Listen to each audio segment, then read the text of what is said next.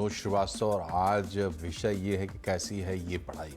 ये विषय क्यों है? इसलिए है क्योंकि असर रिपोर्ट आई है 2023 की। असर रिपोर्ट क्या है? प्रथम नाम का एक एनजीओ है जो हर साल ये रिपोर्ट करता है। 2005 से ये लोग कर रहे हैं, अब 2 साल में एक बार ये रिपोर्ट आती है।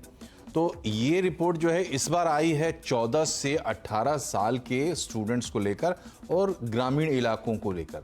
तो देश के तमाम राज्यों में जो ग्रामीण ज़िले हैं उनको चुना गया जहाँ की आबादी ज़्यादा ग्रामीण है और वहाँ सर्वे किया गया। उस सर्वे के रिजल्ट्स हैं जिसमें ये कहता है कि जो बेसिक स्किल्स होती हैं जो पढ़ाई के बाद आती हैं, जैसे कि जो रीजनल लैंग्वेज है वहाँ, उस रीजनल लैंग्वेज में पढ़ाई कितने बच्चे ऐसे हैं 14 से 18 साल के जो अपने रीजनल लैंग्वेज में पढ़ाई मतलब पढ़ सकते हैं, किसी चीज़ को रीड कर सकते हैं। तो वो आंकड़ा जो है वो बेहद कम है। बहुत ही कम ऐसे बच्चे हैं जो पढ़ पाते हैं। 80% बच्चे नहीं पढ़ पाते। तीसरी कक्षा का गणित उनको दिया गया, नहीं सॉल्व कर पाए। ये 14 से 18 साल के बच्चे हैं। और अंग्रेज़ी के वाक्य नहीं पढ़ पाए 42%, आधे से कुछ कम है। आधे बच्चे ऐसे हैं जो अंग्रेज़ी के वाक्य पढ़ पाते। अंग्रेज़ी पढ़ी लेकिन समझे नहीं। तो अंग्रेज़ी कोई सेंटेंस पढ़ना और अगर आप पढ़ के उसका कोई अर्थ नहीं समझ पाते तो उसकी कोई बहुत ज़्यादा उसका कोई फ़ायदा आपको नहीं होने वाला। ये कुछ बेसिक स्किल्स हैं। लड़कियां जो है वो बेहतर है भाषा के मामले में, तो लड़के गणित और अंग्रेज़ी के मामले में बेहतर हैं। ये कुछ मोटी मोटी सी फाइंडिंग्स है। और भी इसके जो पहलू हैं वो आपको अपनी स्क्रीन पर दिखाई देंगे। जो आंकड़े इसमें आए कि इनरोलमेंट्स क्या है, कितने बच्चे स्कूल तक जा रहे हैं, कितने लोगों के पास डिजिटल गैजेट्स हैं, मतलब स्मार्टफोन है और उसका वो क्या इस्तेमाल कर रहा है। ये तमाम फाइंडिंग्स आपके स्क्रीन पे आएंगी पॉइंटर्स के रूप में। लेकिन हम इस पर डिस्कस करेंगे पैनल ऑफ एक्सपर्ट्स के साथ। तो पहले आपका परिचय करा दें।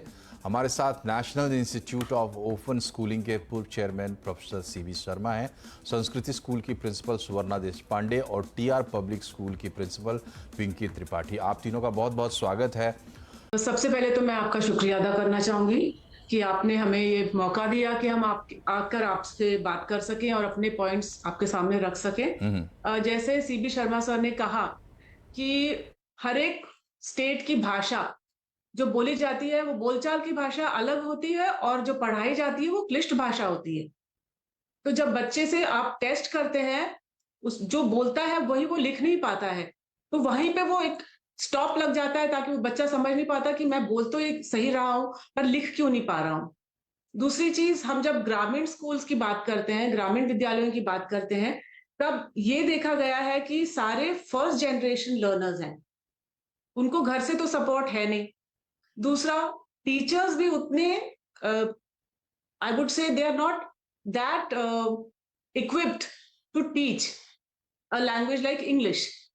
तो जब वो इंग्लिश पढ़ाना शुरू करते हैं तब उन खुद के कॉन्सेप्ट थोड़े से क्लैरिटी होनी चाहिए ताकि वो बच्चों को समझा पाए। जैसे हम प्राइमरी या प्री प्राइमरी में शुरू करते हैं, जब कोई सब्जेक्ट कोई लैंग्वेज पढ़ाना, तब हम फोनिक्स से शुरू करते हैं, सीधे अल्फाबेट से नहीं शुरू करते। तो फोनिक्स और अल्फाबेट का रिलेशन क्या है अगर वो बच्चे को पता ही नहीं है, वो सिर्फ साउंड के मतलब पढ़ता है और वो शब्द वैसे ही बोल देता है। तो ये 14, 15, 16 तक यही चलता रहता है। वो पढ़ते हैं सब, उसमें ना पंक्चुएशन होता है, ना इंटोनेशन होता है, ना उनको समझ आ रहा होता है कि वो पढ़ क्या रहे हैं, बोल क्या रहे हैं। सो यहाँ पे we have to work on the resources, right from infrastructure से लेके टीचर्स, उनकी ट्रेनिंग और रेगुलर ट्रेनिंग होनी चाहिए, स्पेशली ग्रामीण क्षेत्रों में। क्योंकि वहां पर अगर हम रेगुलर अपडेट्स ना ले, रेगुलर चेक्स ना ले, तो फिर वो स्टॉप हो जाती है वहीं पे। दूसरी, मुझे लगता है कोविड के कारण 2 साल हमने बहुत 2 साल वो हमको लगते हैं 2 साल, बट उसका इफेक्ट अगले 4-5 साल रहेगा, 4-5 से ज्यादा रहेगा। तो जो बच्चे पीछे रह गए हैं उनको हमें पुल अप करने के लिए एक्स्ट्रा क्लासेस, कोचिंग जो हम कर सकें वो करना बहुत जरूरी है।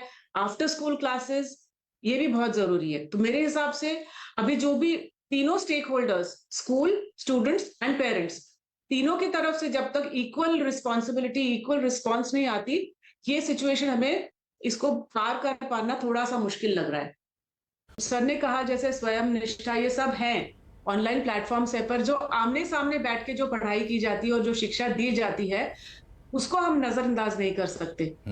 वो जब तक होगा नहीं, जब तक बच्चे के पास कंसेप्चुअल क्लैरिटी या हैंड्स ऑन ट्रेनिंग करके जो सीखता है वो जब तक नहीं होता, ये सिचुएशन हम इंप्रूव नहीं कर पाएंगे। सिर्फ हम उनको एक स्मार्टफोन पकड़ा दिया और उनको बोला कि आप इस पर बैठ के लेसन्स कीजिए, that is not going to suffice. We need to have hands-on training for the students, and but teachers को भी ट्रेनिंग की बहुत जरूरत है।